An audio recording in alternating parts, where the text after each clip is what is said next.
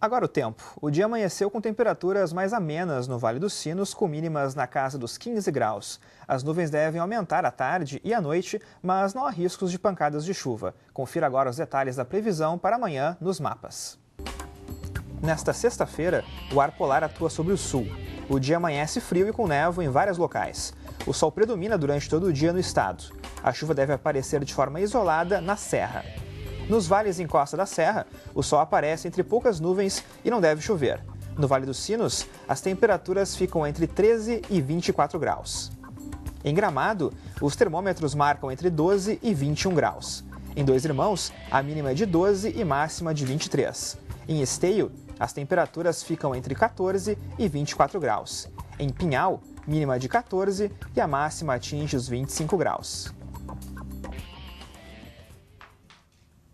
Quando o nome do argentino Jorge Mário Bergoglio foi anunciado ontem na varanda da Basílica de São Pedro, a primeira reação dos fiéis foi de surpresa. Mas logo no início do discurso do Papa Francisco, como escolheu ser chamado, a multidão que o esperava vibrou e o aplaudiu.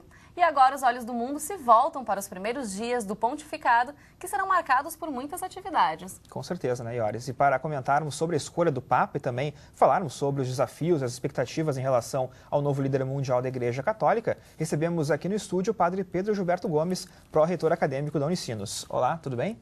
Tudo bem? Olá, como vai o senhor? Tudo bem? Tudo bem. Padre Pedro, para a gente começar essa conversa, então, a escolha do Papa causou realmente essa surpresa, já que aí, no que a gente via, pelo menos acompanhava pela mídia, ele não seria o mais cotado ou não era exatamente isso? Existe um ditado que diz que quem entra Papa sai cardeal. Né?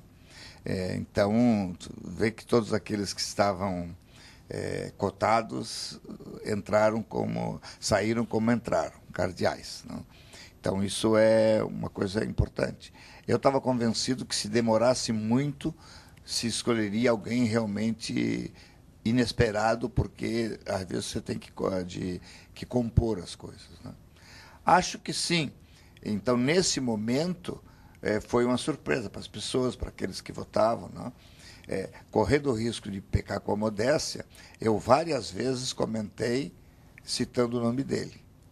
E os colegas diziam não e tal, mas porque a gente talvez não quisesse, ou porque a idade dele. Eu depois também fui me convencendo que não seria ele por causa da idade. Achei que a idade dele pudesse ser um empecilho, já que um pouquinho mais falado, velho, né? Um pouquinho mais velho do que ele, tinha sido eleito Bento XVI, então talvez eles precisavam pegar gente mais cedo. Porque se tu pegares o Dom Odilo é 63, o Escola 64, o Marco Olé está por aí, o Ravazzi, que era 8 talentos, falava, tinha 70. Quer dizer, então, mas no fundo para mim não foi surpresa. Quando saiu o nome dele, eu digo, então tá aí. De fato que é. Talvez a surpresa foi o nome que ele tinha escolhido. Nós estamos vendo, inclusive, imagens de quando ele apareceu para o público já como Papa, e nós temos algumas situações inéditas aí, né, nessa eleição, digamos assim, né? O primeiro Papa da América Latina, é o primeiro Papa jesuíta, e eu gostaria que o senhor comentasse isso, nós que estamos aqui numa instituição jesuíta também. Olha, de um lado, a Companhia de Jesus, a gente se alegra, porque um Papa jesuíta nunca houve. De outro lado, a gente considera isso mais um pedido, né, mais um serviço que Deus pede à Companhia de Jesus, que um dos seus filhos, depois de ter sido elevado a cardeal, se torne Papa da Igreja Católica. Isso é uma coisa importante. É interessante o nome que ele usou também, né? Francisco, né? Aí é interessante. Francisco está ligado de outro lado, né? Sim. Rodrigo, Francisco tem algo muito a ver com São Francisco de Assis, portanto, uma simplicidade de vida, São Francisco é um homem comprometido com os pobres, mas cuidado, São Francisco também é um homem comprometido com a reforma da igreja, que esse foi São Francisco no século XIII, foi por aí. Mas também tem um outro viés de outro Francisco que pode estar junto, que é São Francisco Xavier, o jesuíta, companheiro de Inácio, fundador da companhia, que foi para o Oriente, China, Japão, Índia. Quer dizer, então você pode ter duas coisas. De um lado, você tem um projeto de simplicidade de vida, de organização melhor, de compromisso com o pobre, de uma vida espiritual pobre. De outro lado, o homem do diálogo interreligioso, o homem que vai para o Oriente, que busca com outras culturas. E é muito interessante que alguém faça isso, alguém na América Latina. Né? É o primeiro Papa não europeu. Né? Então, e a América Latina, que tem 425 milhões de pessoas que se declaram católicas. São 45%, quase 45% da população de católicos do mundo. Então, é um continente... Bastante expressivo. Bastante expressivo. Então, de repente, você tem um Papa não europeu e um Papa da América Latina. Né? Tinha outros candidatos aí, menos votados, né?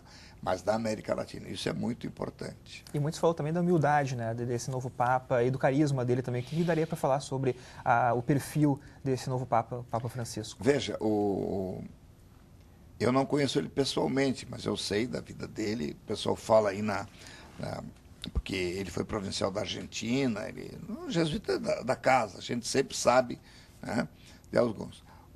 Veja, ele é um homem, de primeiro lugar, de uma austeridade pessoal, uma pobreza pessoal muito grande. De outro lado, é um homem com boa formação intelectual. Todo jesuíta tem uma formação esmerada. Mas é um homem também que procura fazer o diálogo com o povo simples. Né?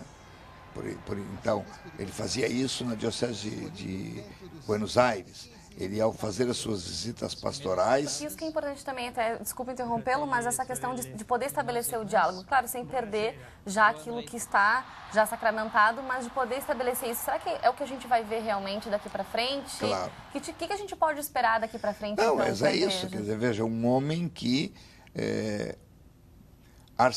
cardeal arcebispo de uma das maiores arquidioceses da América Latina, ele fazia suas visitas pastorais andando de ônibus e de metrô. Portanto, é um outro despojamento de contato com o povo. E isso, a gente poderá perceber isso também no pontificado dele. Ele chega, a primeira coisa que ele faz é rezar pelo Bento XVI. Depois fala e antes de dar a bênção, ele pede que o povo peça a bênção a Deus para ele. E ele se curva, quer dizer, da humildade. Ele vai visitar a Basílica de Nossa Senhora Maior e dispensa o carro oficial, pega um carro qualquer do Vaticano e vai para lá. Ele se apresenta ao povo com um simples batina branca, ele não chega lá na sacada já cheio de penduricários.